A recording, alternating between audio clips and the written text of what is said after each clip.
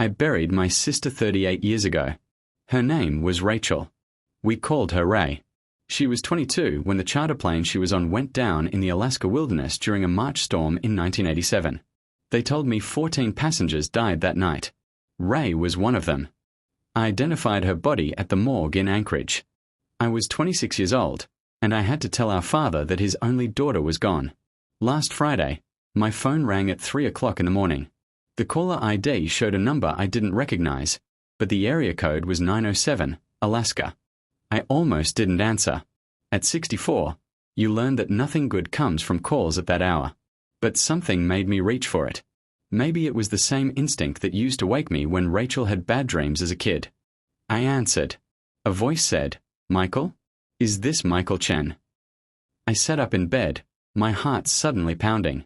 The voice was rough, uncertain, like someone who hadn't spoken much in years. But underneath that roughness, there was something that made my blood run cold. "Who is this?" I asked. There was breathing on the other end. Heavy, labored. "It's me," the voice said. "It's Rachel."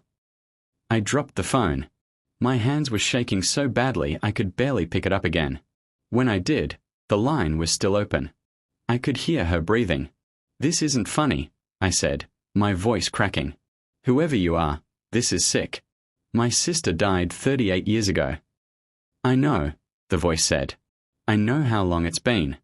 I just figured out who I am. I found something. An old news article about the plane crash. And there's a photo of me. But the name under it says Rachel Chen. That's me, isn't it? I'm Rachel Chen." I couldn't breathe. The room was spinning. "Where are you?" I managed to say, I don't really know. A place called Fairbanks. Someone told me that's what it's called. I've been here a long time, I think. I live in a women's shelter on 2nd Avenue. But I don't remember. I don't remember how I got here. I don't remember anything before about 12 years ago. Just waking up in a clinic and they said I'd been brought in from the woods and I didn't have any ID and I couldn't tell them my name. My mind was racing. This couldn't be real. This had to be some kind of scam. Someone who'd found Rachel's name somewhere and decided to torture me with it. "What do you remember?" I asked, testing her. Nothing clear. Just feelings. Sometimes I dream about ice, about being so cold I can't feel my hands, about people crying. And sometimes I dream about a house with red shutters. And someone used to make cinnamon rolls. Every Saturday morning. I felt the tears start then, hot and sudden. Because I remembered that house. I remembered those red shutters. And I remembered our mother making those cinnamon rolls every Saturday morning without fail. And Rachel always stole the one with the most frosting. "What do you look like?" I asked, my voice barely a whisper. "Old," she said, and there was something like shame in her voice. "Really old. My face is. I don't know how to describe it. Weathered, I guess. I've lived hard for a long time.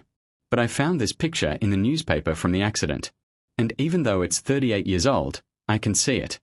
I can see myself in that face. We have the same eyes." Rachel had a birthmark, I said, on her right shoulder blade, shaped like a crescent moon. Dad used to call it her lucky mark. There was a long pause. "I have a birthmark on my right shoulder blade," she said quietly, shaped like a moon. I never knew why I had it. I was crying now. Really crying in a way I hadn't cried since the day we buried her. "Give me your address," I said. "I'm coming to get you." "I don't think you should," she said quietly. I don't think I'm the person you remember. I don't remember being her. I'm just someone who's been living rough for longer than I can recall. I probably smell bad. I probably look frightening. I just wanted to call because I thought. Someone should know that maybe I didn't die in that crash. That maybe there was a mistake. "Tell me where you are," I said firmly. "Right now." She gave me the address of a shelter on 2nd Avenue in Fairbanks. I wrote it down with shaking hands. It was an 8-hour flight from San Diego to Fairbanks. I looked at the clock. 3:15 in the morning. "Stay there," I said. "Don't go anywhere. I'm booking the first flight out." I'll be there by this afternoon. Do you understand? Don't leave. Okay, she said softly. Okay, Michael. I'll wait. The line went dead. I sat there in the darkness of my bedroom for maybe 30 seconds, trying to process what had just happened. Then I was moving, pulling on clothes, grabbing my wallet and passport, searching for flights on my phone. My husband James stirred in bed. Michael, what's wrong? I have to go to Alaska, I said, and my voice sounded strange, disconnected. Now. At 3 o'clock in the morning? Michael, what's happened? I looked at him, this man I'd been married to for 22 years, and I didn't know how to say it. How do you tell someone that the sister you buried 4 decades ago just called you on the phone? I'll explain later, I said. I have to go. I'm sorry. I was out the door before he could ask any more questions. The flight to Fairbanks was the longest 8 hours of my life. I couldn't eat the airline food. Couldn't focus on the movie. My mind kept spinning with possibilities, with impossibilities. Part of me was convinced this was a cruel hoax, that I'd get there and find some con artist who'd somehow learned details about Rachel's life. But another part of me, the part that had never fully accepted that my sister was gone, was screaming that it was real. I thought about that day in the morgue.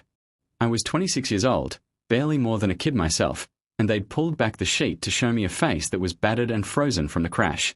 The body had been in the wilderness for 18 hours before they recovered it. From the wreckage. There was trauma everywhere, frost damage, bruising. But I'd looked at the shape of the face, the color of the hair, the build of the body, and I'd said, yes. Yes, that's my sister. That's Rachel Chen. What if I'd been wrong? What if, in my shock and grief, I'd identified the wrong body?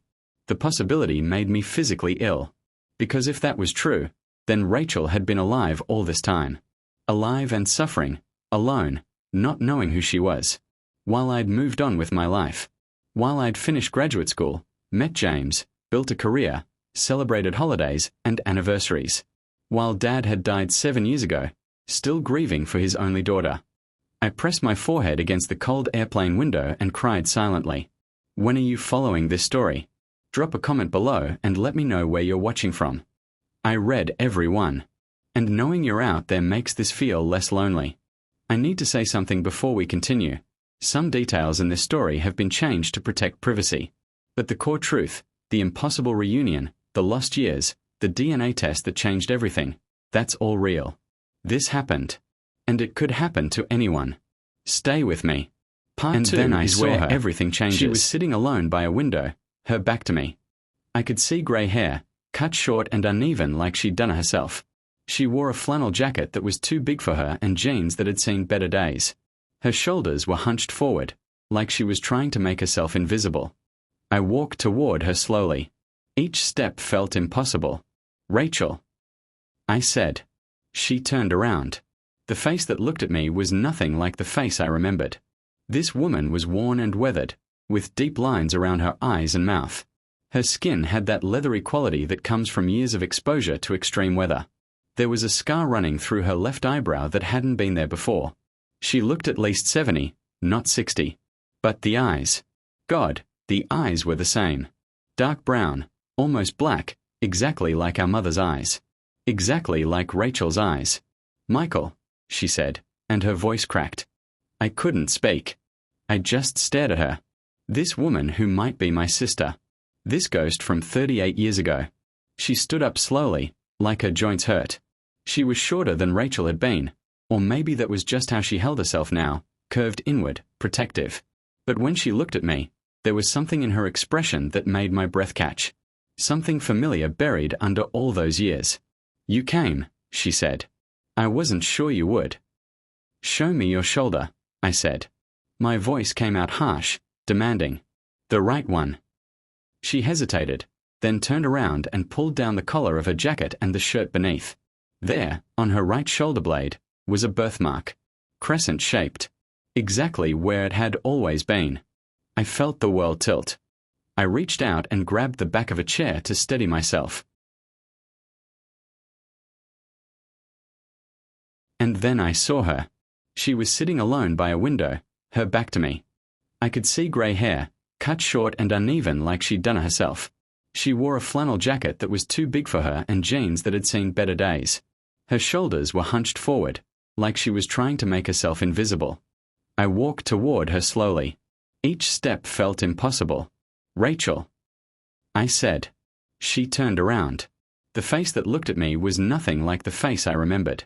This woman was worn and weathered, with deep lines around her eyes and mouth. Her skin had that leathery quality that comes from years of exposure to extreme weather. There was a scar running through her left eyebrow that hadn't been there before. She looked at least 70, not 60. But the eyes. God, the eyes were the same. Dark brown, almost black, exactly like our mother's eyes. Exactly like Rachel's eyes. "Michael," she said, and her voice cracked. I couldn't speak. I just stared at her. This woman who might be my sister. This ghost from 38 years ago. She stood up slowly, like her joints hurt. She was shorter than Rachel had been, or maybe that was just how she held herself now, curved inward, protective. But when she looked at me, there was something in her expression that made my breath catch. Something familiar buried under all those years. "You came," she said. "I wasn't sure you would." "Show me your shoulder," I said. My voice came out harsh, demanding. "The right one." She hesitated, then turned around and pulled down the collar of her jacket and the shirt beneath. There, on her right shoulder blade, was a birthmark, crescent-shaped, exactly where it had always been. I felt the world tilt. I reached out and grabbed the back of a chair to steady myself. "I need to sit down," I said. She pulled out a chair for me and I collapsed into it. She sat down across from me, watching me carefully, like I might disappear if she looked away. "Tell me about the crash," I said. "Tell me what you remember." She took a deep breath, her hands clasped tightly together on the table. "I don't remember the crash itself," she said slowly. "But I have nightmares. Always the same. I'm on a small plane and we're in a storm. The pilot is shouting something but I can't hear over the wind. And then we are falling. And it's so cold. The coldest I've ever been. And then nothing. Just darkness for a long time." She rubbed her face with both hands. I noticed her fingers were scarred, the nails broken and uneven. The next thing I remember clearly is waking up in some kind of cabin. Rough wood walls. A wood stove. A man was there, but I couldn't see his face clearly. Everything was blurry. He said I'd been hurt. Said he found me in the woods. Said he was taking care of me. "What year was this?" I asked. "I don't know," she said, and I could hear the frustration in her voice. I didn't even know what year it was. I couldn't remember my name. Couldn't remember where I was from. Couldn't remember anything. "How long were you with this man?"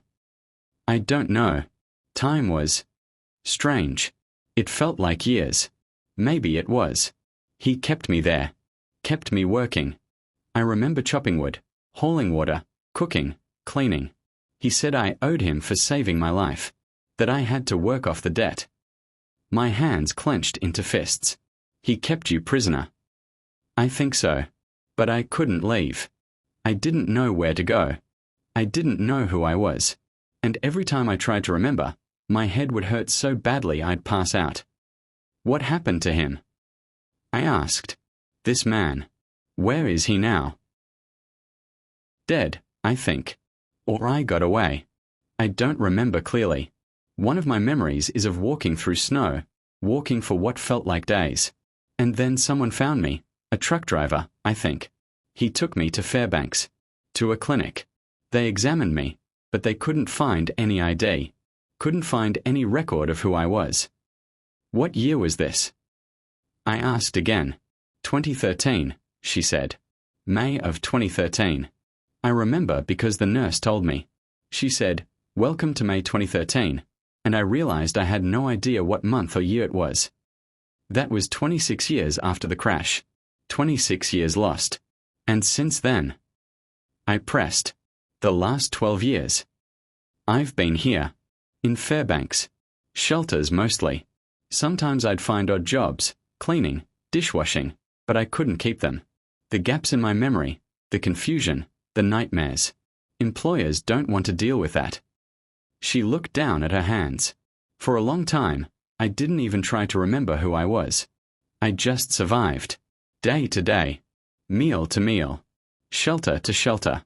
There are years I can barely account for. Whole seasons that are just blank. When did you start trying to remember? I asked. 6 months ago. There's a volunteer at the shelter, a college student named Emma. She was doing a project on Alaska disasters. She had all these old newspaper articles. And one day, she showed me one from 1987. March 1987. About a plane crash. Rachel reached into her jacket pocket and pulled out a plastic sleeve. Inside was a photocopied newspaper article, wrinkled and worn from being folded and unfolded many times. She slid it across the table to me. The headline read, 14 dead in charter plane crash near Denali. And there, in a grid of victim photos, was Rachel's face. Young, smiling, from her college graduation photo that Dad had given to the newspaper. I looked at that picture for a long time, Rachel said quietly. And something inside me recognized it. Not from a mirror. I don't look like that anymore. But from somewhere deeper. And the name underneath. Rachel Chen. I kept saying it over and over. Rachel. Ray. And it felt right. It felt like coming home. I stared at my sister's young face in the photograph. She'd been so beautiful. So full of life. I started researching, Rachel continued. The library helped me. I found the full story. Found the list of victims. Found the survivors, family members left behind. Your name was there. Michael Chen, brother. And there was an address in San Diego. It took me 4 months to work up the courage to call, she said. I didn't know if you'd still be there. I didn't know if you'd believe me. I didn't know if I even wanted you to believe me, because if I really am Rachel, then I've missed 38 years of my life. And I'll never get them back. I looked at this woman across from me, this weathered stranger with my sister's eyes and my sister's birthmark and my sister's name. We need to do a DNA test, I said. That's the only way to know for sure. She nodded immediately. Yes, please. I need to know. I've been living in this uncertainty for 6 months. I need to know who I am. I pulled out my phone and started searching. There was a private lab in Fairbanks that could do expedited DNA testing. Results in 24 hours if we paid extra. I didn't care what it cost. Come on, I said, standing up. Let's go get this done. Are you still with me? Comment below if you're following this story. Because what happens next, the DNA results, the truth about those missing 26 years, it's going to break your heart. We drove to the lab in my rental car. Rachel sat in the passenger seat, pressed against the door like she was afraid to take up too much space. She kept her hands in her lap, fingers twisting together nervously. I kept glancing at her, trying to reconcile this broken woman with the vibrant sister I remembered. Rachel had been confident, outgoing, always laughing. She'd been studying environmental science in college. She'd had plans to work in conservation, to save the world one ecosystem at a time. This woman beside me looked like she'd barely survived the world, let alone saved any part of it. Are you hungry? I asked as we drove. When did you last eat? This morning. The shelter serves breakfast. We'll get food after the test, I said. Whatever you want. She nodded but didn't say anything. The lab was in a nondescript office building downtown. Inside, it was sterile and professional. The technician was a young woman named Sarah who smiled warmly and walked us through the process. We'll need cheek swabs from both of you, she explained. The test will compare your DNA to determine siblingship probability. With the expedited processing, you'll have results by this time tomorrow. The actual test took less than 5 minutes. Cotton swabs rubbed against the inside of our cheeks. Samples sealed in sterile tubes. Paperwork signed. Payment processed. $800 for 24-hour results. I would have paid 10 times that. As we left the lab, Rachel stopped on the sidewalk and looked at me. Thank you, she said. For coming. For doing this. I know this must be. I can't imagine what this is like for you. It's surreal, I admitted. I buried you. I stood at your grave and gave a eulogy. I watched them lower your casket into the ground. And now you're standing here in front of me. I'm sorry, she whispered. Don't apologize. None of this is your fault. We got lunch at a small diner near the hotel. I watched Rachel eat carefully, methodically, like she was used to food being scarce. She finished everything on her plate and eyed mine when I couldn't finish my burger. "You can have it," I said, pushing my plate toward her. She hesitated, then took it. I hate that I'm like this. That I eat like I'm starving. Emma, the volunteer at the shelter, she says it's a trauma response. That my body doesn't trust that there will be another meal. "How long have you been at the shelter?" I asked. "On and off for 8 years. Before that, I was sleeping outside mostly. Under bridges, in abandoned buildings. Winters were bad. I almost died a few times. Frostbite. Hypothermia. Once, pneumonia so bad I couldn't breathe. I felt sick. While I'd been living in my comfortable house in San Diego, my sister had been freezing to death under a bridge in Alaska. The shelters saved my life," she continued. "They have rules, curfews, chores, no drinking or drugs, but they're warm. They're safe. And the staff, they're kind. They treat you like a person, not like trash." "You're not trash," I said firmly. She looked at me with those dark eyes. "I know that now. But there were years when I believed I was. When I thought maybe I deserved whatever had happened to me. When I couldn't remember who I was, I decided I must have been no one worth remembering." "You're Rachel Chen," I said. "You're my sister. You're brilliant and kind, and you loved animals and nature, and you used to stay up all night reading field guides to birds. You wanted to work for the National Park Service. You wanted to protect wilderness areas." Her eyes filled with tears. "I wish I could remember that person. I wish I could remember being her." "Maybe you will," I said, "once you know for sure who you are." But I wasn't sure I believed that. The woman sitting across from me had been through things that change a person fundamentally.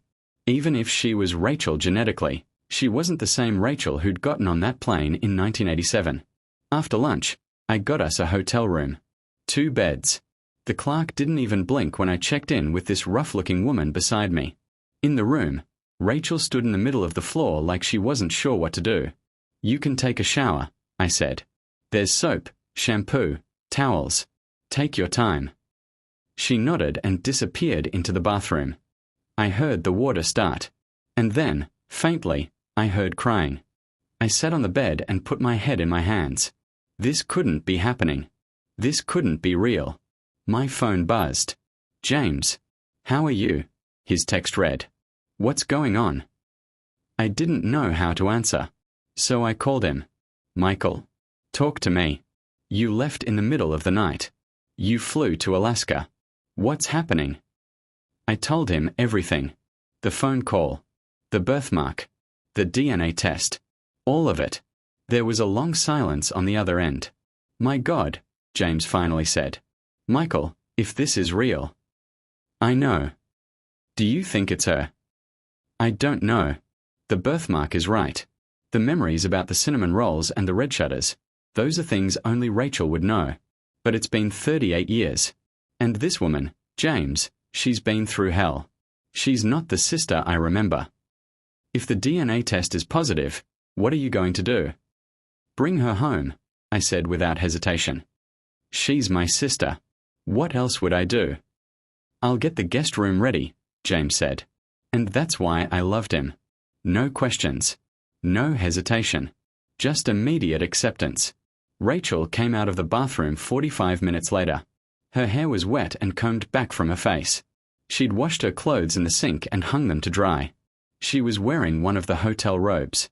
With her face clean, I could see her more clearly. The shape of her nose. The set of her jaw. Features that matched the photograph I'd seen in the newspaper. "I haven't had a shower that long in years," she said quietly. "The shelters limit you to 5 minutes. And I haven't had hot water that didn't run out in. I can't remember." "Take as many showers as you want," I said. "Stay in there for an hour if you need to." That night, we ordered room service.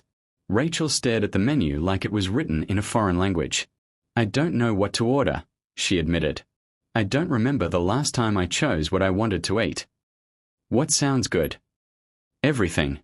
All of it." So I ordered everything.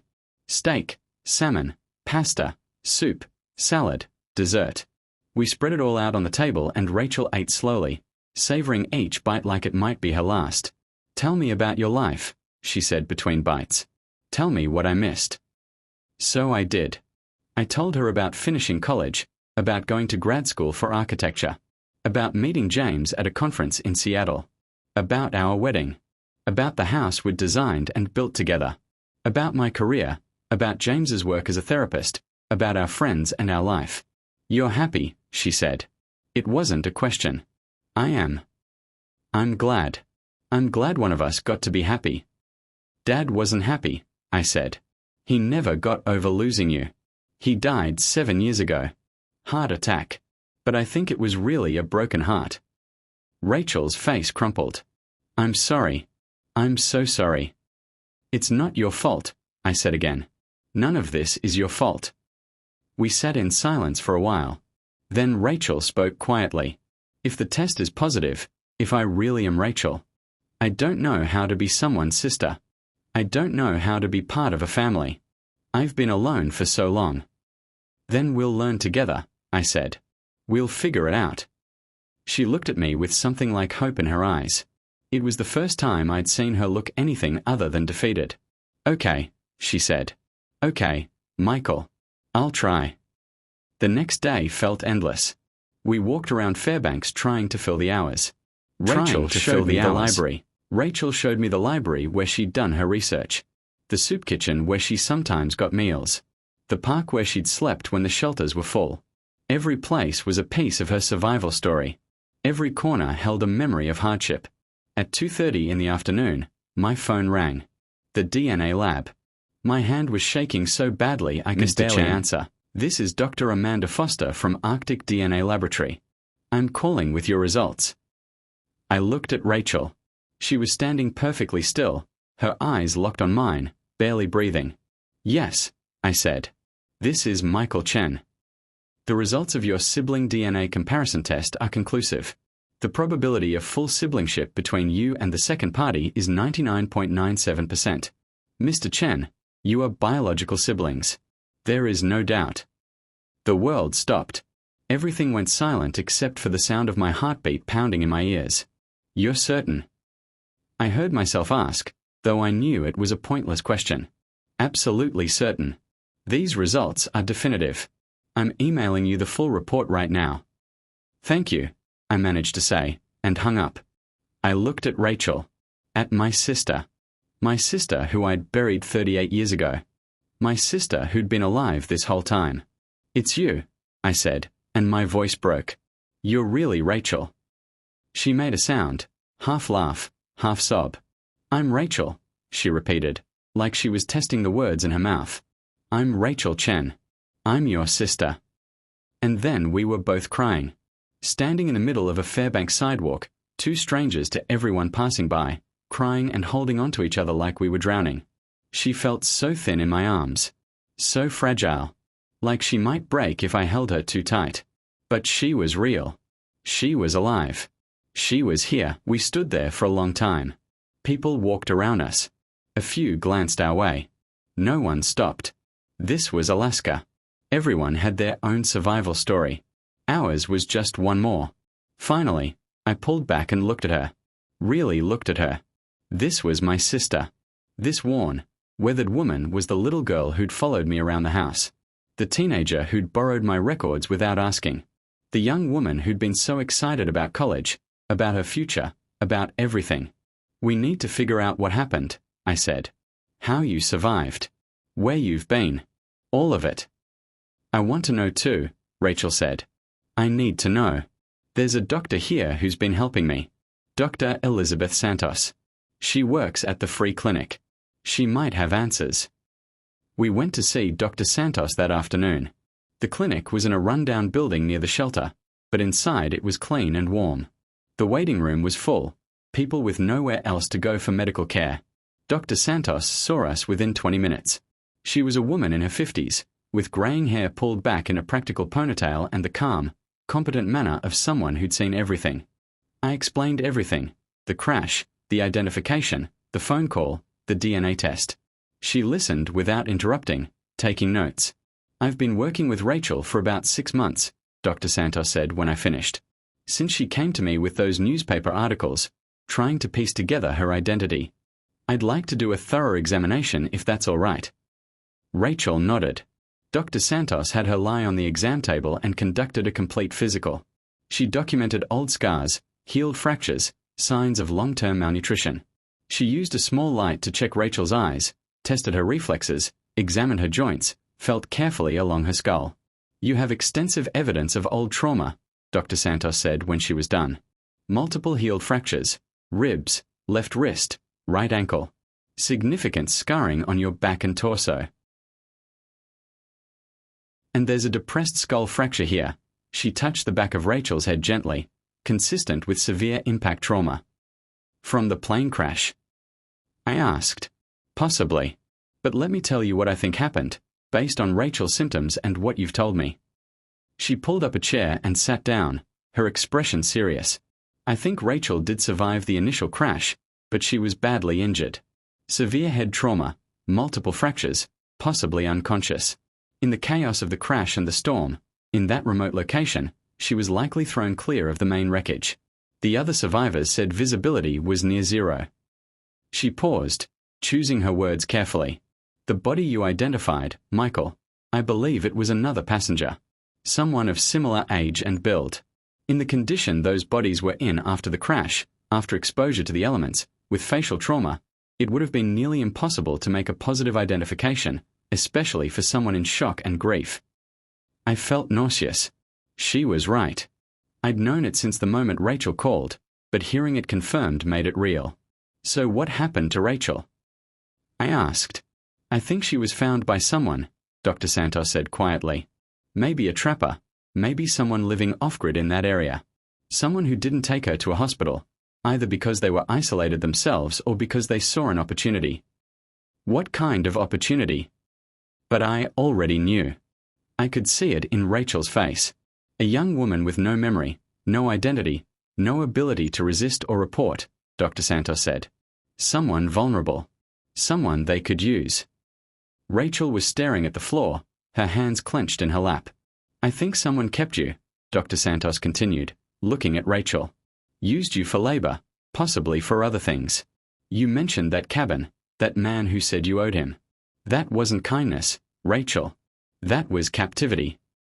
How long? I asked, my voice tight with rage. That's up to you both, Dr. Santos said. But I'd strongly recommend intensive trauma therapy for Rachel. Processing this kind of experience, rebuilding identity and memory, it's a long journey.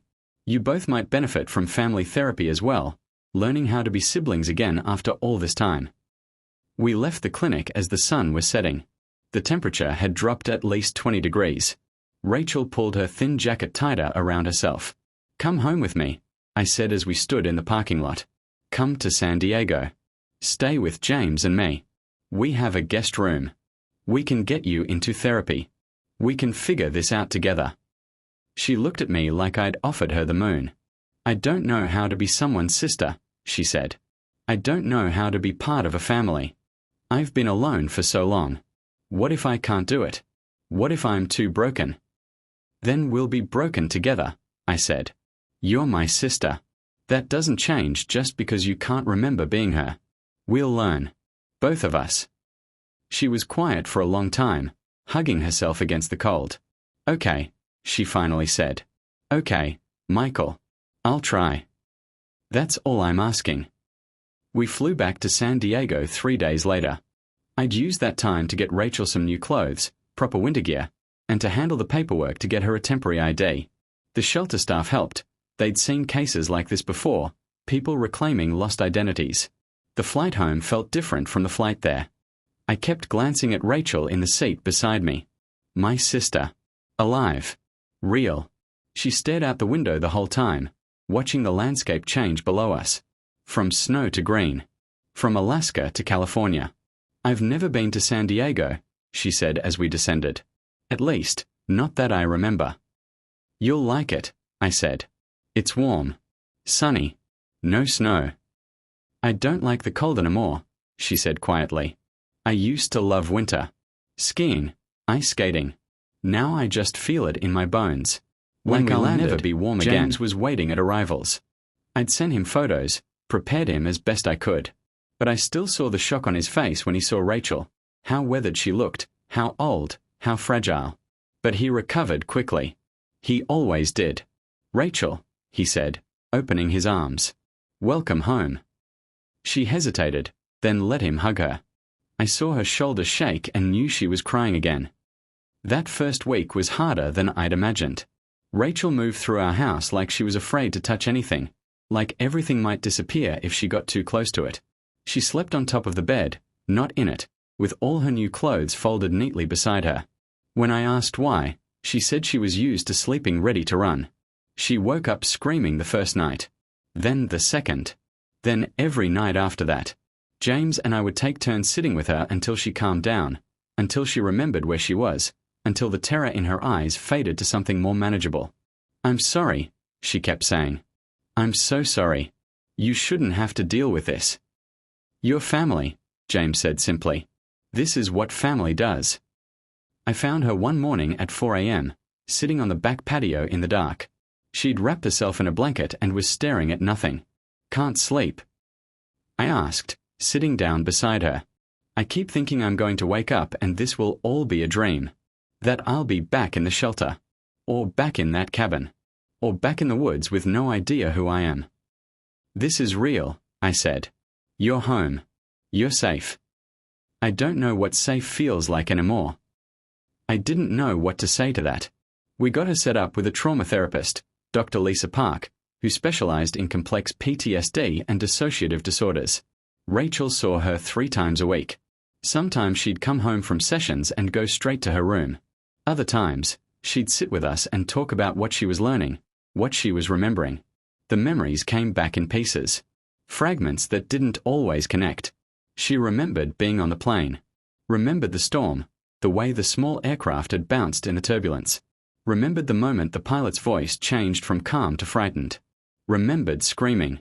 Remembered cold. Then cabin. Nothing for a long time. The man's face, still blurry in her memory. His voice telling her she owed him. That he'd saved her life. That she had to work. That she couldn't leave. "I tried to leave once," she told me one evening. We were in the kitchen. She was helping me make dinner, something simple, pasta with vegetables. I don't remember exactly when. Maybe a few years after the crash? I ran. Made it maybe 2 miles through the woods before he found me. She touched her left side, where I knew there was a long scar under her shirt. He broke 3 of my ribs. Said if I ran again, he'd break my legs. Make sure I could never leave. My hands clenched around the knife I was holding.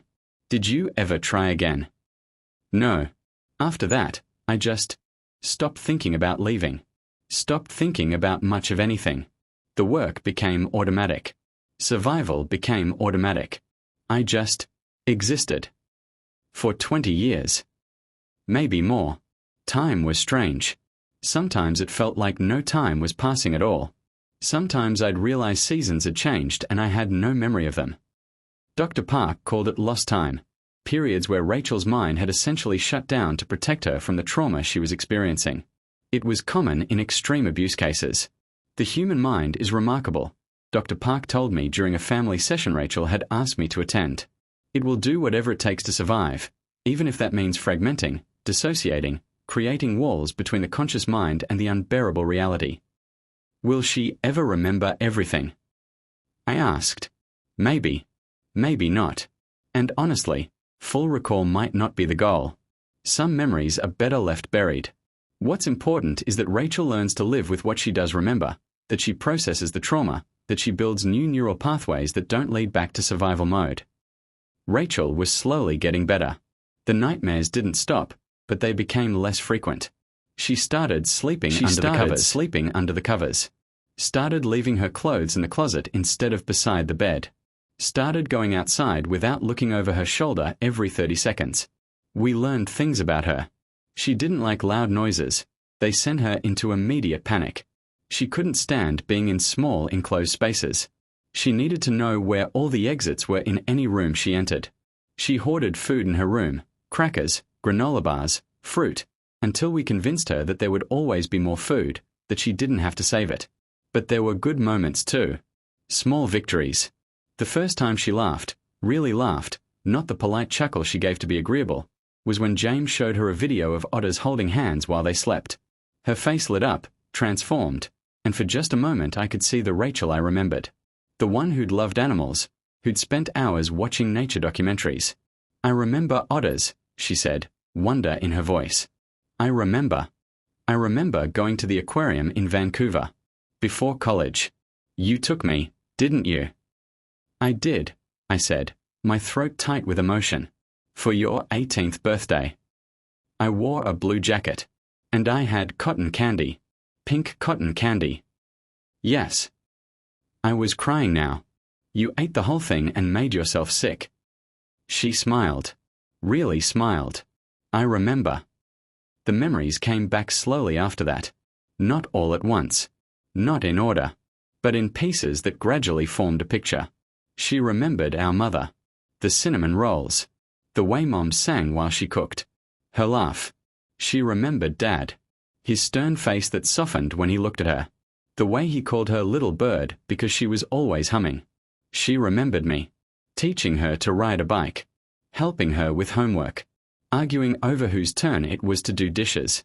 I had a good childhood, she said one evening. We were sitting in the living room, just talking. James was at a late session with a client. It was just us. I was loved. I was happy. I'm starting to remember that. And it makes what happened after so much worse, because now I know what I lost. You didn't lose us, I said. We never stopped being your family. We just didn't know you needed us. Dad died thinking I was dead, she said quietly. Mom too. That's the part one can't forgive myself for. They died without knowing. That's not your fault. I know. Dr. Park keeps telling me that. But knowing something intellectually and feeling it emotionally are two different things. She was right about that. My kids came to meet her in the second week. My daughter Sophie, who was 29, and my son Daniel, who was 26. Rachel's niece and nephew who she'd never known existed. They were gentle with her. Curious but respectful. Sophie brought photos, family pictures from over the years. Pictures of weddings and graduations and grandchildren. This is your family, Sophie said, spreading them out on the coffee table. This is everyone who's been waiting for you without knowing it. Rachel looked at the photos for a long time. At faces she didn't recognize but was connected to by blood and history. There are so many of you, she said. And now you're part of it again, Daniel said. If you want to be. I want to be, Rachel said. I'm learning how. That evening, after Sophie and Daniel left, Rachel came and found me in my office. Thank you, she said. For what? For not giving up on me. For believing me. For bringing me home. For everything. You're my sister, I said. What else would I do? She smiled. That same starting to believe fragile smile that was becoming more common. That I'm your sister. That I'm Rachel. That I'm allowed to be here, to take up space, to exist as a person and not just as someone who's surviving. You're more than allowed, I said. You're wanted. You're loved. She cried again. But this time, they were good tears. 3 months in, Rachel got a job. Part-time at a plant nursery near our house. She'd always loved growing things, even if she didn't fully remember why. The owner, a kind woman named Maria, knew Rachel's story and was patient with her memory lapses, her need for frequent breaks, her difficulty with customers sometimes. I'm working, Rachel told me proudly after her first week. I'm earning money. I have a job. You do, I said. And I was so proud of her I could barely speak. She was building a life. Slowly. Painfully. But she was doing it. Are you still following this story? Leave a comment below. Share it with someone who needs to hear it. For months after Rachel came home, she had a breakthrough in therapy. Dr. Park called me after the session, which she'd never done before. Rachel had a significant memory recovery today, she said. She remembered the name of the man who kept her. And she remembered the location, or at least enough details that we might be able to find it. My heart started pounding. What did she remember? I think you should come in tomorrow. Rachel wants to tell you herself. But Michael, we need to think carefully about what to do with this information. If we report it, if we open an investigation, Rachel will have to relive everything. The police will want details. There might be a trial. It could be re-traumatizing. What does Rachel want? I asked. She wants to try. She says other women might have been taken to that cabin. That if he's still alive, he might still be doing it. She wants to stop him. The next day, I sat in Dr. Park's office with Rachel. She looked small in the big leather chair, but determined. His name was Marcus, she said. Marcus Trent. I don't know if that's his real name, but that's what he told me to call him. And the cabin was somewhere in the Alaska Range, near a river. I remember crossing a river to get to it, and there was a mountain with a flat top visible from the clearing. That's good, Dr. Park said gently. That's very specific information. There's more, Rachel said. I wasn't the only one. There were 2 other women at different times. I don't remember their names or their faces clearly, but I remember they were there, working, like me. I felt sick. What happened to them? I don't know. They left. Or they died. Or he got rid of them. I don't remember. We need to report this, I said. We need to find this man. I know, Rachel said. That's why I remembered. My brain kept it locked away because it was too dangerous to know when I was there. But now I'm safe. Now I can tell. We contacted the Alaska State Troopers that afternoon. A detective named Sarah Martinez flew down to San Diego to interview Rachel. She was patient, thorough, compassionate. Rachel told her everything she could remember. The location details. Marcus Trent's description. Tall, maybe 6'2", heavy build, graying beard, missing his left pinky finger. The cabin's layout. The work she did. The violence when she tried to leave. Detective Martinez took copious notes, recorded everything with Rachel's permission. This is helpful, she said when Rachel finished. Very helpful. The description you've given of the location. There are only a few areas in the Alaska Range that match. And the detail about the missing finger, that's distinctive. We'll start running searches. What about the other women? Rachel asked. The ones who were there with me. We'll look into missing persons cases from that time period. Match them against the physical descriptions you've given us. It's possible they're still listed as missing. It's possible they went home and never reported what happened. Or it's possible. She trailed off, but we all knew what she meant. It's possible they were dead. The investigation moved slowly. Detective Martinez kept us updated every few weeks. They'd identified several remote cabin sites that matched Rachel's description. They were investigating Marcus Trent. Turned out it was his real name, and he had a record. Assault, theft, poaching violations.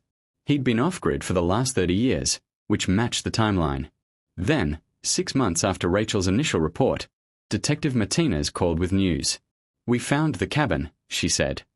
And we found Marcus Trent. Is he alive? I asked. Yes. He's 73 now. Living in the same cabin. We executed a search warrant yesterday. And we found evidence, Michael. Lots of it.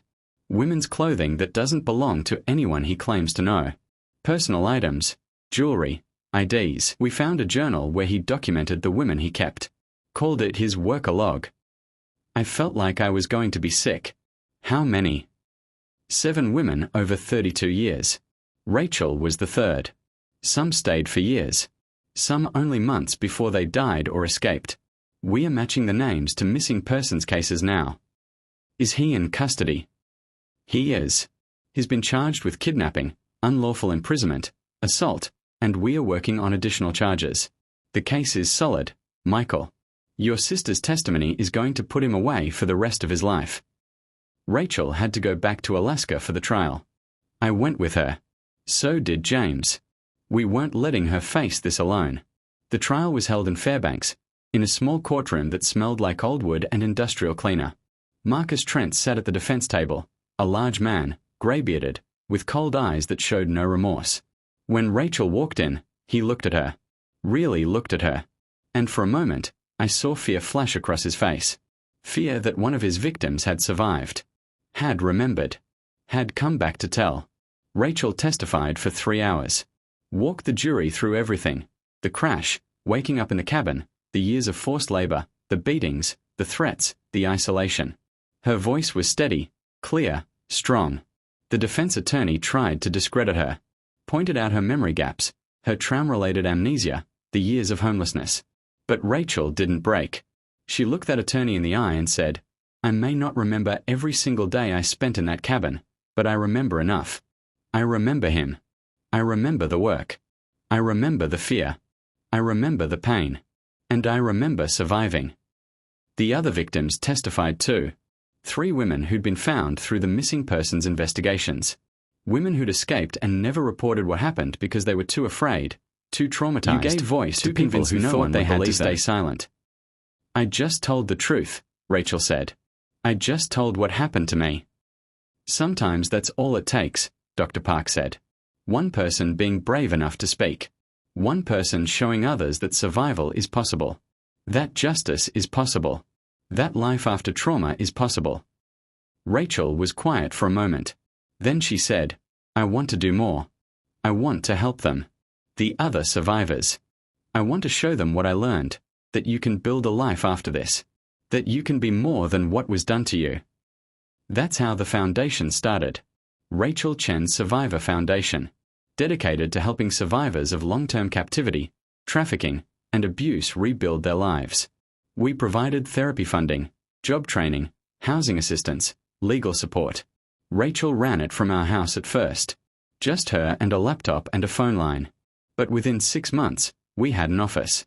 Staff. Volunteers. Funding from donors who'd heard her story and wanted to help. She was transformed.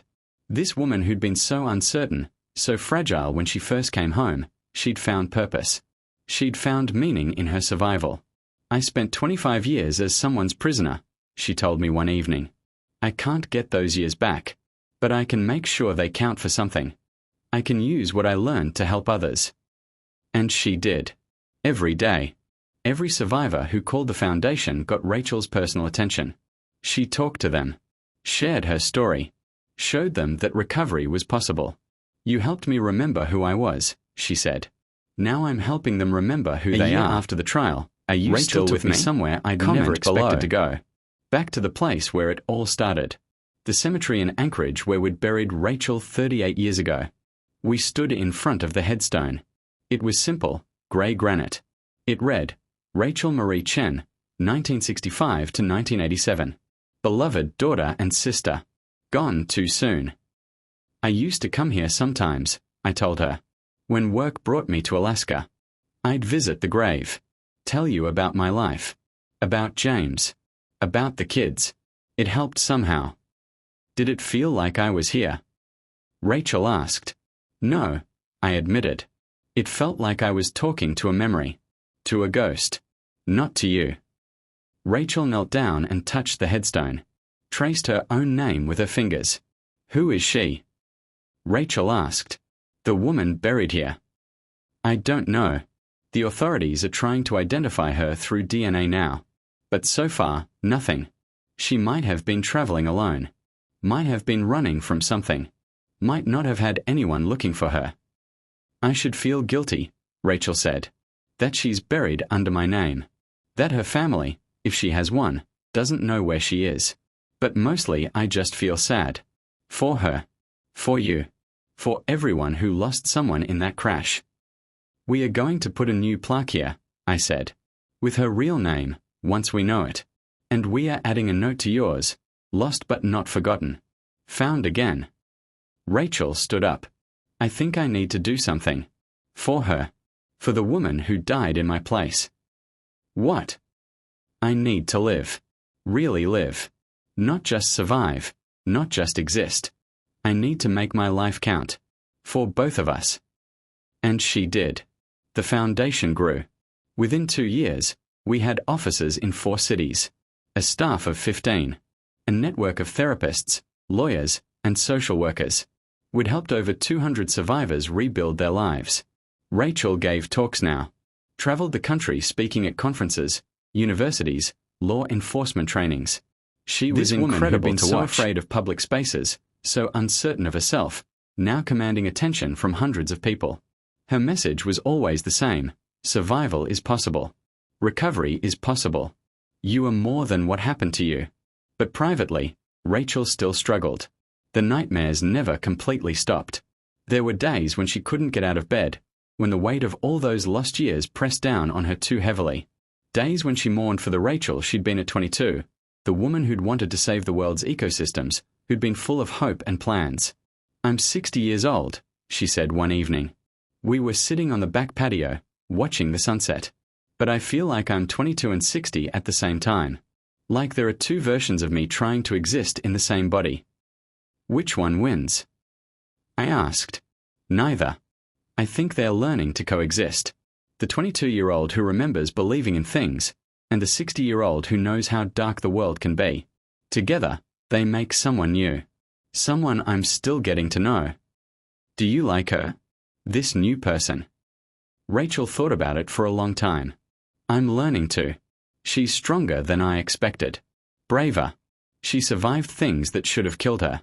But she's also damaged in ways I'm still discovering. Broken in places that might never fully heal." "Kintsugi," James said, joining us in the patio with 3 glasses of wine. "What?" Rachel asked. "It's a Japanese art form," James explained. "When a ceramic bowl breaks, instead of throwing it away or trying to hide the cracks, they repair it with gold.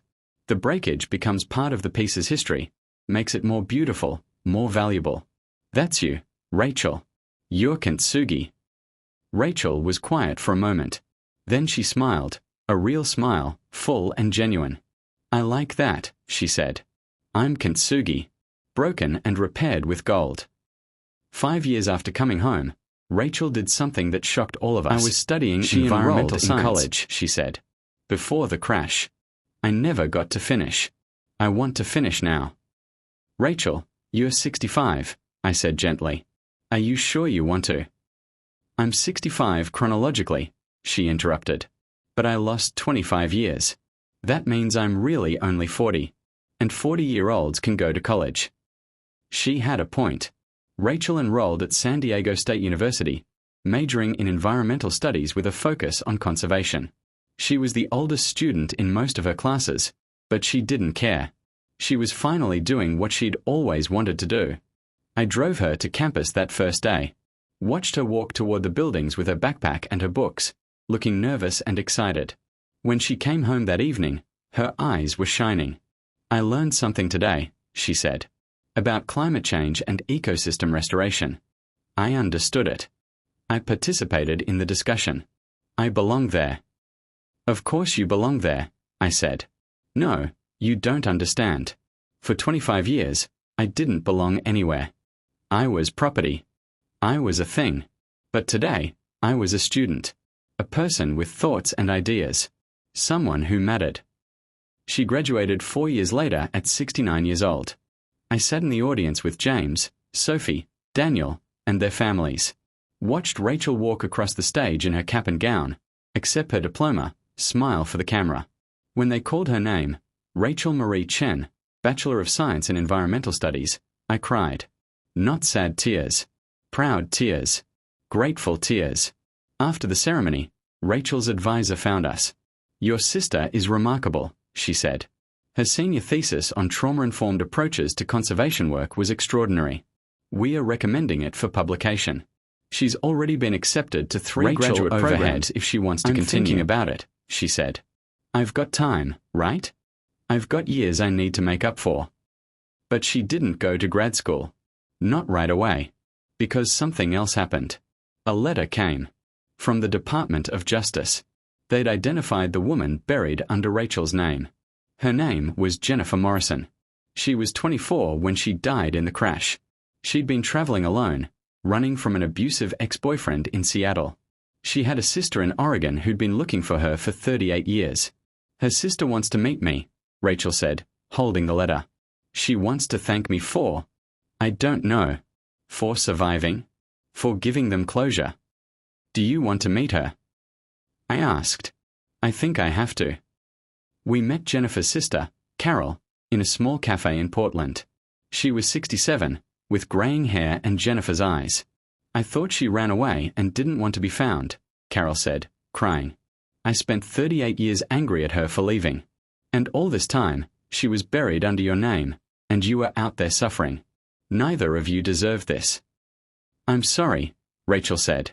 "I'm sorry she's gone. I'm sorry you didn't know where she was." "Don't apologize," Carol said.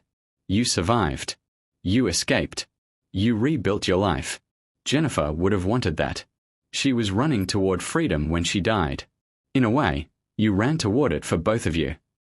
We helped Carol plan a proper memorial service for Jennifer. Invited everyone who'd been looking for her, who'd loved her, who'd missed her. Put her real name on the headstone. Rachel spoke at the service. "I never knew Jennifer Morrison," she said.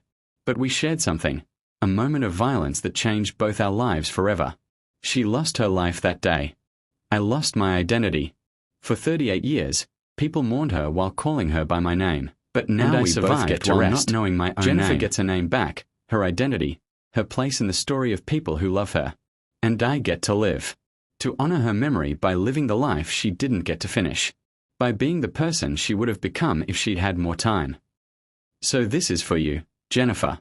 And for every person who died too soon, who didn't get to finish their story. We, the survivors, carry you forward. We live for both of us. We make it count." There wasn't a dry eye in the chapel. After the service, Carol pulled Rachel aside. "Jennifer was studying to be a veterinarian," she said. "She loved animals more than anything. Your brother told me you wanted to be a vet too." "A long time ago," Rachel said.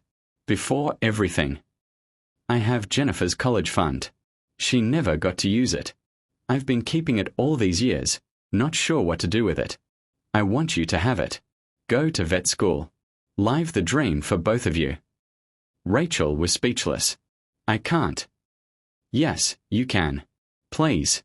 Let some good come from all this tragedy." 6 months later, at 70 years old, Rachel enrolled in a veterinary technician program. Not vet school, that would take too long, she said, and she didn't have that kind of time. But she could become a vet tech. She could work with animals. She could live the dream.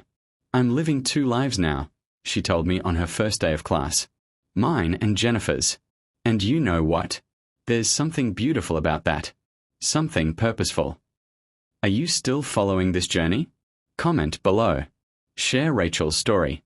Part 8 is where we talk about the things that still haunt her, and the things that bring her joy. 7 years after that 3 a.m. phone call, Rachel sat across from me at my kitchen table and said something I'd been waiting to hear. "I'm happy." Just like that. Simple. Direct. Say that again. I asked. "I'm happy," she repeated, and this time she smiled. I didn't think I'd ever get to say that. I didn't think happy was something I'd feel again. But I am.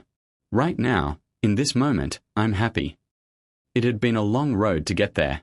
The nightmares still came sometimes. Rachel would wake up screaming, convinced she was back in the cabin, back in the cold, back in captivity. But they were less frequent now. Maybe once a month instead of every night. She'd learned coping mechanisms. Grounding techniques Dr. Park had taught her. She'd count things in the room, 5 things she could see, 4 things she could touch, 3 things she could hear. It brought her back to the present. Reminded her where she was. The triggers were still there too. Certain smells, wood smoke, diesel fuel, could send her spiraling. Loud male voices.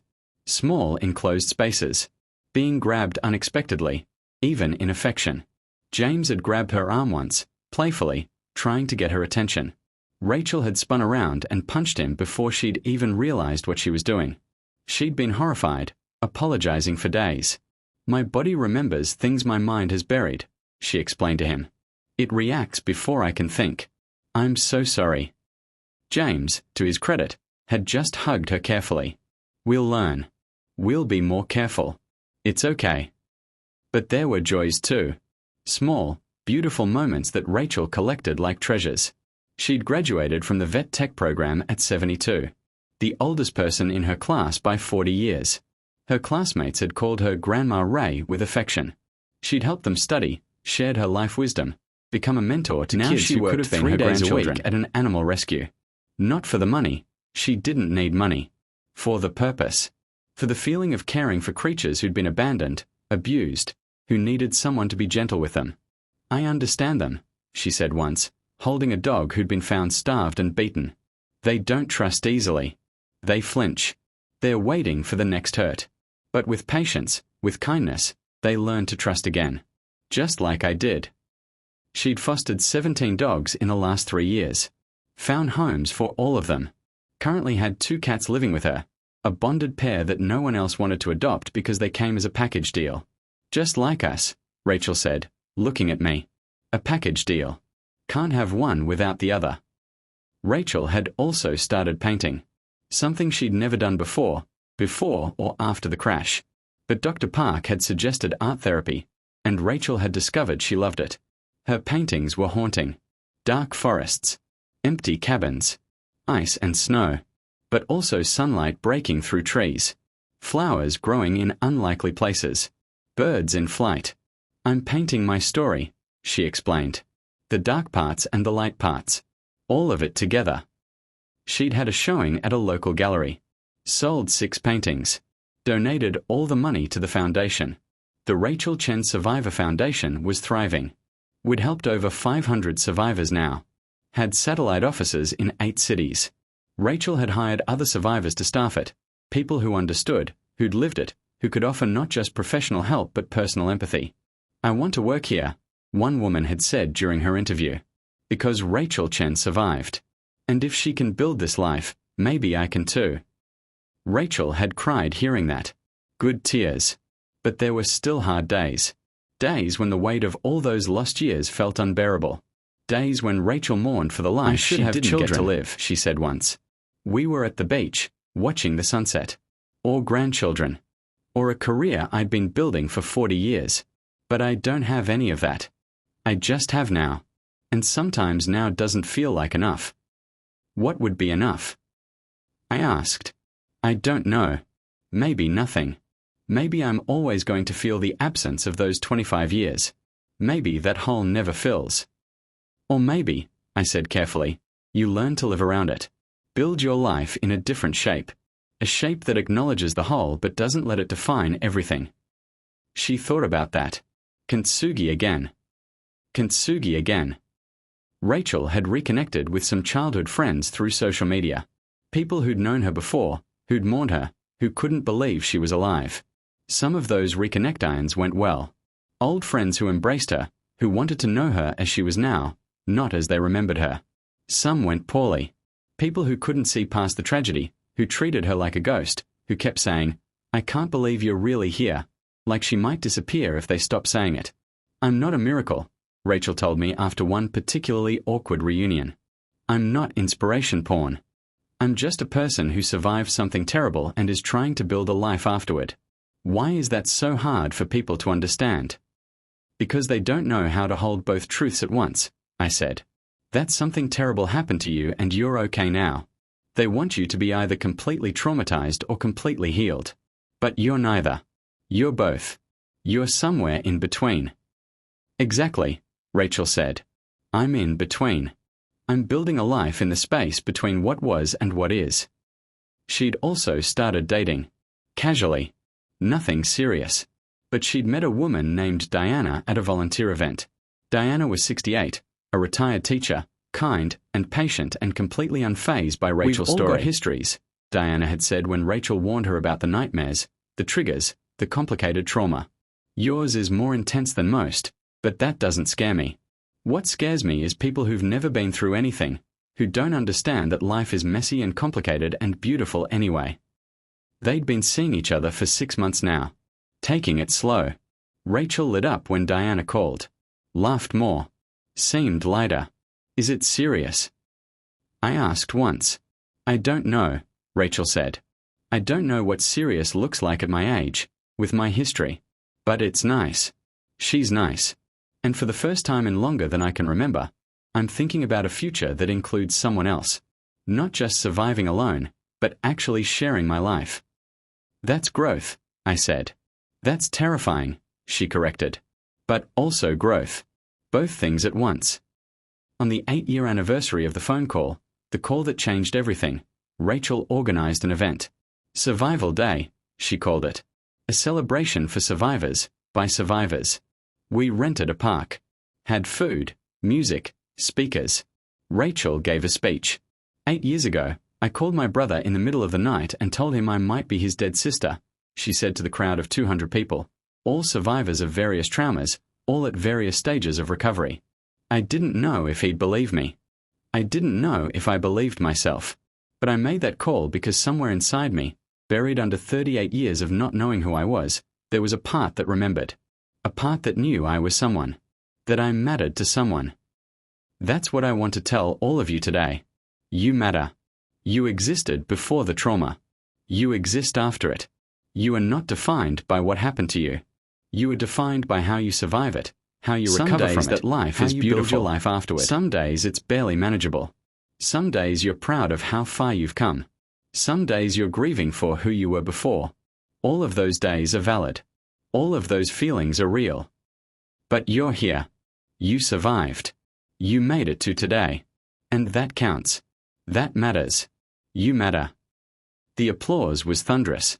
Afterward, person after person came up to Rachel, shared their stories, thanked her, hugged her, cried with her. This is why I survived, Rachel told me that evening. We were cleaning up the park, picking up trash, folding tables. This is the purpose.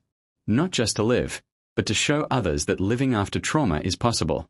That you can build something beautiful from the broken pieces. You've done that, I said. You've built something incredible. We've built it, she corrected. You and James and Dr. Park and Sophie and Daniel and everyone who believed in me, who helped me, who stood by me. I didn't do this alone. No, I agreed. You didn't. But you did it. You chose to survive. You chose to fight. You chose to become someone new while honoring who you were. That was all you, Ray. She smiled at the nickname. I rarely used it anymore. She'd asked me not to for the first few years, said it felt like wearing someone else's clothes, trying to fit into an identity she couldn't remember, but lately, she'd started asking me to use it again. I'm reclaiming it, she'd explained. Ray isn't the girl I was at 22. But she's also not lost anymore. She's part of who I am now. Part of the whole person I'm becoming. Standing in that park at sunset, watching my sister, my found sister, my survivor sister, my kintsugi sister, I thought about how far we'd both come that I'd lost a sister. Buried her. Grieved her for 38 years. And then got her back, but different. Changed. Transformed by everything she'd endured. It wasn't the reunion I'd imagined as a kid, back when we were young and whole and thought we'd have forever. 9 years after Rachel came home, she asked me a question I'd been dreading. Do you ever blame yourself? For identifying the wrong body? We were in my office. She'd stopped by after her shift at the animal rescue. Still wearing her scrubs with paw prints on them. Still smelling faintly of dogs and antiseptic. I'd known this question was coming eventually. We'd danced around it for years. But Rachel had been working on forgiveness in therapy. Forgiving herself, forgiving the circumstances, forgiving the randomness of trauma. And part of that meant asking me if I'd forgiven myself. Every day, I admitted. Every single day since you called me, I've blamed myself. I was 26. I was overwhelmed. I was grieving. But I should have looked more carefully. I should have been more certain. If I had been, we could have started searching for you 38 years ago. You were 26 years old being asked to identify your dead sister, Rachel said gently. In a morgue. In Alaska. After a plane crash. Michael, you were a victim too. Of circumstance. Of timing. Of a terrible accident that hurt so many people. But. No buts. Dr. Park and I have talked about this a lot. About the guilt you carry. And she said something that helped me. She said, blame is how we try to control the uncontrollable. If we can blame someone, even ourselves, it means someone had power over what happened. But sometimes, no one has power. Sometimes, terrible things just happen. I felt tears burning in my eyes. I just wish I could have saved you sooner. You did save me. When I called, you came. You didn't hesitate. You didn't question. You just came. And you brought me home. You gave me a life. That's what matters. Do you blame me? I asked. The question I'd been terrified to ask for 9 years. No, Rachel said without hesitation. I don't blame you. I don't blame Jennifer Morrison for being on that plane. I don't blame the pilot for flying into a storm. I don't even blame Marcus Trent for being there. You don't. She shook her head. I did. For years. I hated him. I fantasized about him suffering, about him feeling every moment of pain he caused me. But Dr. Park said that hatred was like drinking poison and expecting him to die. It was only hurting me. So you forgave him? No. I released him. There's a difference. Forgiveness implies he deserves it. He doesn't. He's a monster. But I released the hold he had on my emotions, on my thoughts, on my life. I stopped giving him power over me. How did you do that? Therapy. A lot of therapy. And time. And realizing that every moment I spent hating him was a moment I wasn't spending living my life. And my life is too precious now. Too hard won. I can't waste it on him. She reached across the desk and took my hand. I need you to do the same thing. I need you to release the guilt. Because every time you blame yourself, you're taking my trauma and making it about you. And it's not about you, Michael. It's about me. And I'm telling you, I don't blame you. I never have. And I need you to hear that and believe it. I cried then. Really cried. And Rachel came around the desk and held me while I sobbed out 9 years of guilt and grief and worse. I'm sorry, I kept saying. I'm so sorry. I know, she said. I know you are. But you don't need to be. We are okay. We are here. We are together. That's what matters. That conversation changed something between us. A weight lifted that I hadn't realized I was carrying. Rachel and I had been close before. You can't go through what we went through and not be close. But after that, we were closer. Lighter. Freer. We started doing things together. Regular things. Sibling things we'd missed out on. We went to movies. Argued about which one was better. Rachel loved action films, which surprised me. I spent 25 years trapped across the desk and took my hand. I need you to do the same thing. Fight back and win. I need you to release the guilt. Because every time you blame yourself, you're taking my trauma and making it about you. And it's not about you, Michael. It's about me. And I'm telling you, I don't blame you. I never have. And I need you to hear that and believe it. I cried then. Really cried. And Rachel came around the desk and held me while I sobbed out 9 years of guilt and grief and worse. I'm sorry, I kept saying. I'm so sorry. I know, she said. I know you are. But you don't need to be. We are okay. We are here. We are together. That's what matters. That conversation changed something between us. A weight lifted that I hadn't realized I was carrying. Rachel and I had been close before. You can't go through what we went through and not be close. But after that, we were closer. Lighter. Freer. We started doing things together. Regular things. Sibling things we'd missed out on. We went to movies. Argued about which one was better. Rachel loved action films, which surprised me.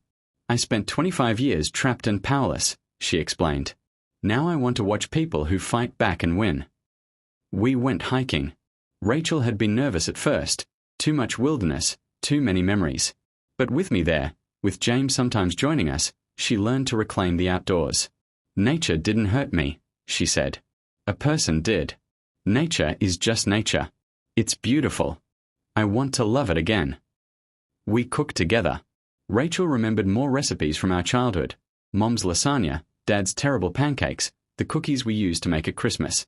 Each recovered memory was a celebration. I'm getting pieces back, she said one day. We were making cinnamon rolls, the ones from her memory. The ones that had helped me believe she was really Rachel. Maybe not even most things. But enough. Enough to feel connected to who I was. My kids, Rachel's niece and nephew, had fully embraced her. Sophie brought her grandson, now 6 years old, to visit every week. He adored Auntie Ray, who let him play with the rescue animals and told him stories about surviving in Alaska. You make it sound like an adventure, Sophie said once, listening to Rachel tell a sanitized version of her story to the boy.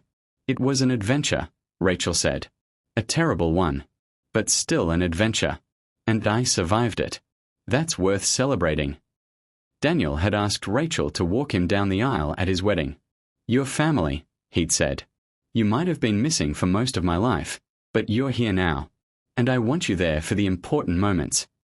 Rachel had cried, had stood beside Daniel in her carefully chosen dress, had walked with him toward his future, had smiled through tears as he said his vows. I never thought I'd be at anyone's wedding, she told me afterward. I never thought I'd be part of these moments. These normal, beautiful, family moments. You are, I said. You're part of all of it now. The foundation had expanded again. We now had a shelter specifically for survivors of long-term captivity, a place where people could stay while they rebuilt their lives, where they had access to therapy and job training and legal help. Rachel had designed it herself, made sure every room had windows, lots of windows, made sure there were no locks on bedroom doors, nothing that could make someone feel trapped, made sure there were outdoor spaces, gardens, places to breathe and feel free. Maybe not even most things, but enough. Enough to feel connected to who I was. My kids, Rachel's niece and nephew, had fully embraced her. Sophie brought her grandson, now 6 years old, to visit every week. He adored Auntie Ray, who let him play with the rescue animals and told him stories about surviving in Alaska. You make it sound like an adventure, Sophie said once, listening to Rachel tell a sanitized version of her story to the boy. It was an adventure, Rachel said. A terrible one, but still an adventure. And I survived it. That's worth celebrating. Daniel had asked Rachel to walk him down the aisle at his wedding. Your family, he'd said. You might have been missing for most of my life, but you're here now, and I want you there for the important moments. Rachel had cried, had stood beside Daniel in her carefully chosen dress, had walked with him toward his future, had smiled through tears as he said his vows. I never thought I'd be at anyone's wedding, she told me afterward. I never thought I'd be part of these moments. These normal, beautiful, family moments. You are, I said. You're part of all of it now. The foundation had expanded again. We now had a shelter specifically for survivors of long-term captivity, a place where people could stay while they rebuilt their lives, where they had access to therapy and job training and legal help. Rachel had designed it herself, made sure every room had windows, lots of windows, made sure there were no locks on bedroom doors, nothing that could make someone feel trapped, made sure there were outdoor spaces, gardens, places to breathe and feel free. Herself, made sure every room had windows, lots of windows, made sure there were no locks on bedroom doors, nothing that could make someone feel trapped, made sure there were outdoor spaces, gardens, places to breathe and feel free. I built the place I wish I'd had when I first came home, she explained. A place that understands, that doesn't judge, that gives you time and space to heal. She'd hired a young woman named Maria to help run it. Maria had been trafficked for 8 years, had escaped only 2 years ago. She and Rachel had bonded instantly, two women who understood what it meant to have years stolen, to have to rebuild identity from scratch. Rachel saved my life, Maria told me once. Not literally, but she showed me that life after trauma is possible, that you can be more than what was done to you. I want to pay that forward. Rachel had also started writing a memoir, the whole story, from the plane crash to the cabin to the street to the phone call to now. Dr. Park thinks it'll be therapeutic, Rachel said, and maybe it'll help other people. But mostly, I want to document it. I want proof that this happened, that I survived, that I rebuilt. I want it written down so it's real. She let me read chapters as she wrote them. They were raw, honest, painful, but also hopeful, beautiful even, in the way survival stories can be beautiful. You should publish this, I said after reading about her first year in San Diego. Maybe, Rachel said, if it helps someone, if it makes one person call for help or one family member believe a survivor's story, then it'll be worth it. On Rachel's 75th birthday, we threw a party. Not a surprise party. Rachel hated surprises, hated not being in control of her environment, but a planned celebration with everyone who mattered. Sophie and Daniel and their families. James. Diana, who was now officially Rachel's girlfriend and had moved in with her the previous year. Cake, chocolate from the foundation. Rachel's favorite. Sang happy birthday deliberately off-key to make her laugh. Gave her presents, books about conservation, gift certificates to art supply stores, donations to the foundation in her name. And then Rachel stood up and made a speech. I'm 75 years old, she said. But I've only been Rachel Chen for 9 years. For 38 years, I didn't know who I was. I was nameless, identityless, just existing, just surviving. But 9 years ago, my brother answered a phone call from a stranger who claimed to be his dead sister. And instead of hanging up, instead of calling me crazy, he came. He believed me enough to try. And that changed everything. She looked at me, tears in her eyes. Michael, you gave me my name back. You gave me my history. You gave me a family. You gave me a life. I can never thank you enough for that. And everyone here, she looked around the room, you've given me a purpose. You've shown me that survival is just the beginning. That recovery is possible. That life after trauma can be beautiful. So thank you. For believing in me. For being patient with me. For loving me even when I didn't know how to love myself. For showing me that being 75 and finally starting my life isn't too late. It's exactly the right time. The room erupted in applause. In cheers. In love. And Rachel smiled. Really smiled. The kind of smile that reaches your eyes and lights up everything around you. I'm happy, she said again, quieter this time, just to me. I know I've said it before, but I want you to know, I mean it. Right now, in this moment, with all these people who love me, I'm genuinely happy. And I never thought I'd get to feel this way. You deserve it, I said. You deserve all of it. So do you, she said. Thank you for not giving up on me. For finding me. For bringing me home. Are you still with me? One more part to go. Comment below. Share this story. Part 10 is the conclusion, where I tell you what Rachel's taught me. 10 years. It's been 10 years since that 3 a.m. phone call that changed everything. I'm 74 now. Rachel is 75. We've both gotten older, grayer, slower. But we are here. Together. That's what matters. Last week, Rachel and I went back to Alaska. Not to the cabin. That place was torn down after the trial, burned to ash and scattered. But to the site of the plane crash. There's a memorial there now. Small, simple. A plaque with the names of the 14 people who died that day in March 1987. Jennifer Morrison's name is there. Rachel's is not. We stood in front of it for a long time. The Alaska wilderness stretched out around us, beautiful, harsh, indifferent to human suffering. I should have died here, Rachel said quietly. Statistically, medically, logically, I should have died. But I didn't. And for a long time, I didn't know why. Why me? Why did I survive when 14 others didn't? And now? I asked. Now I think survival doesn't need a reason. Sometimes you live. Sometimes you don't. The why matters less than what you do with the life you're given. She turned to look at me. I've been given a second chance at life. A weird one. A painful one. Starting at 64 years old instead of 22. But a chance nonetheless. And I'm not wasting it. She's right. She hasn't wasted a single day. The foundation now operates in 12 cities. Has helped over 1,000 survivors rebuild their lives. Rachel still goes to the office 3 days a week, still personally reviews every application, still calls every new survivor to say, I believe you. You're not alone. We are going to help you.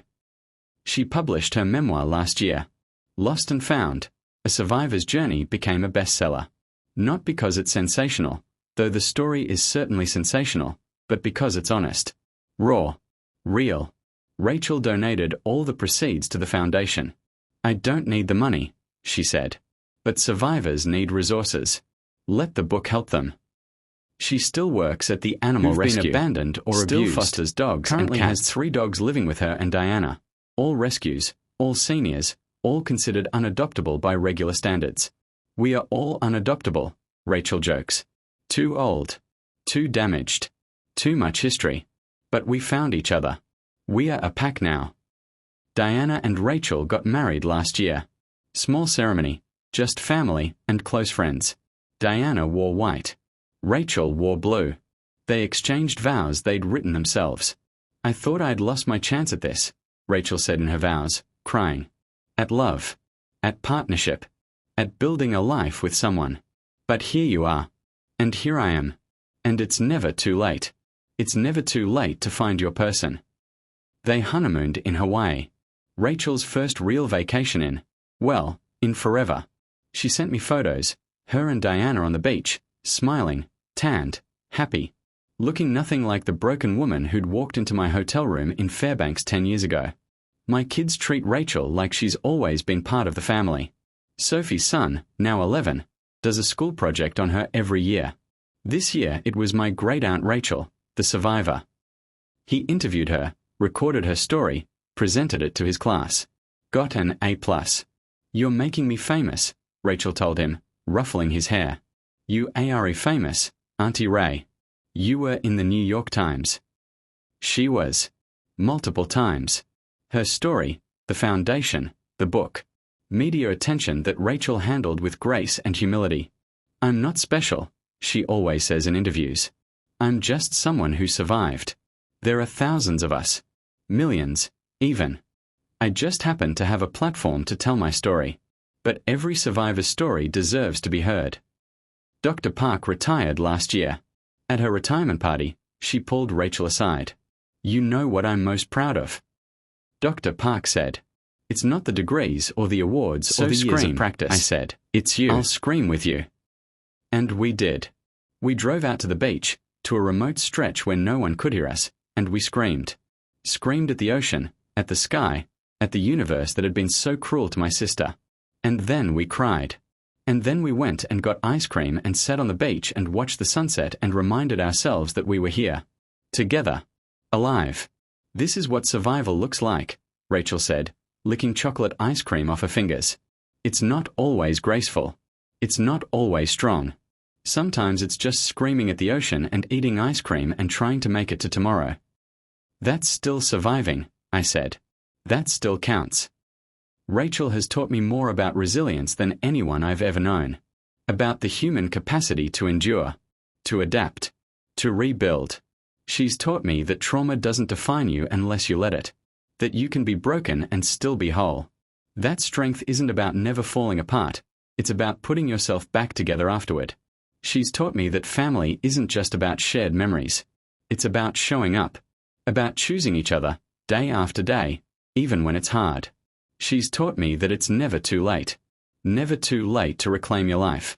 Never too late to pursue your dreams. Never too late to be happy. "I started college at 65, she reminds people. Published my first book at 74. Fell in love at 73. If I can do those things, anyone can do anything at any age." She's also taught me about forgiveness. Not the easy kind, the kind where you forget what happened or pretend it doesn't matter. But the hard kind. The kind where you acknowledge the pain, sit with it, and then choose to release it anyway. "I forgive the universe for the plane crash," she told me once. "I forgive Marcus Trent, not because he deserves it, but because holding on to hatred was killing me. I forgive you for the misidentification, though you did nothing wrong. Back, though they couldn't control that. And Dad for dying before. I forgive myself for surviving when others didn't, for the lost years, for the memories I can't recover." "That's a lot of forgiveness," I said. "It's a lot of freedom," she corrected.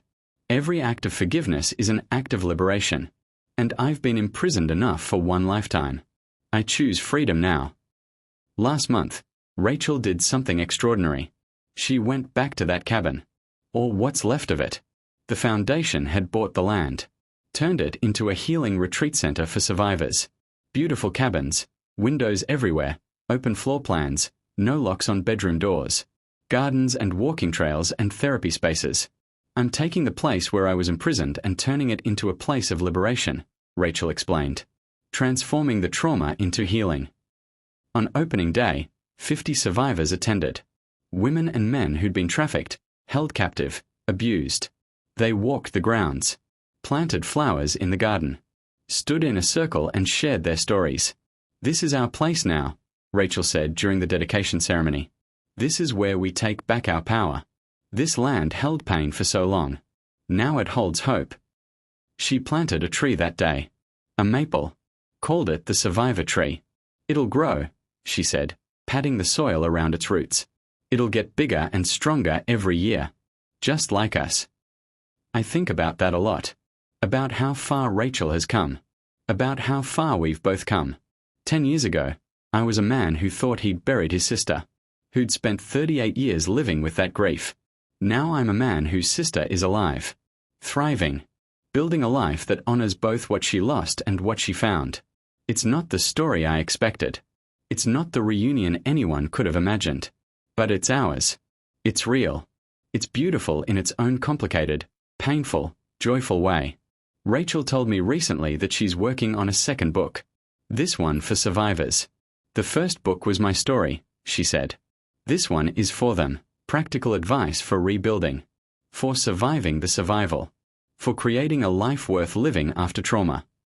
What's the title? I asked. She smiled. After the Darkness, a guide to living in the light. Perfect, I said. Because it is. She lived in darkness for 25 years. Now she's showing others how to find the light. If you're still here, if you've followed Rachel's story through all 10 parts, I want to thank you. For listening. For caring. For being witness to her survival. And I want to leave you with this. Hope is not foolish. Even when the situation seems impossible.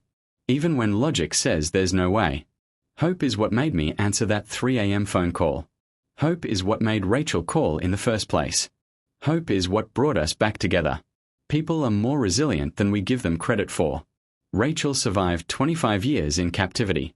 Rebuilt her life starting at 64. Published a book at 74. Found love at 73. If she can do all that, what can you do? Family isn't about perfect memories or shared history. It's about choosing each other. Day after day. In good times and hard times. It's about showing up. And most importantly, it's never too late. Never too late for a second chance. Never too late to reclaim your life. Never too late to become who you were meant to be. Rachel's still finding herself. At 75, she's still discovering who Rachel Chen is, who she wants to be, what she wants her life to look like. I'm a work in progress, she says. But aren't we all? Yes, Rachel. We all are. But you're teaching us how to do it with grace, with courage, with hope. 10 years ago, I got a call that my dead sister was alive. It was impossible, unbelievable, miraculous. And it was true. She's here. She's home. She's living proof that impossible things happen. That people survive. That lives can be rebuilt. Doesn't last forever. That darkness doesn't last forever. Finds a way in. That light always finds a way in. Rachel. For surviving. Rachel. For calling. For surviving. For coming home. For calling. For teaching me that some miracles are real. For teaching me. And thank you to everyone who's read this story. If you're a survivor, know that Rachel sees you. The foundation sees you. Your story matters. Your survival matters. You matter. Share this story. Comment below. Let Rachel know her voice reached you. And if you need help, if you're trapped, if you're lost, call someone. Anyone. Because somewhere out there, someone is waiting to believe you. Someone is ready to bring you home. It's never too late. It's never too late to take back your life. This is Rachel's story. This is my story. This is the story of what happens when impossible becomes possible. When the lost are found. When the dead come back to life. When hope wins. Thank you for being here. God bless you. And remember, somewhere out there, someone is waiting for your call. Make it. You're worth finding. The end.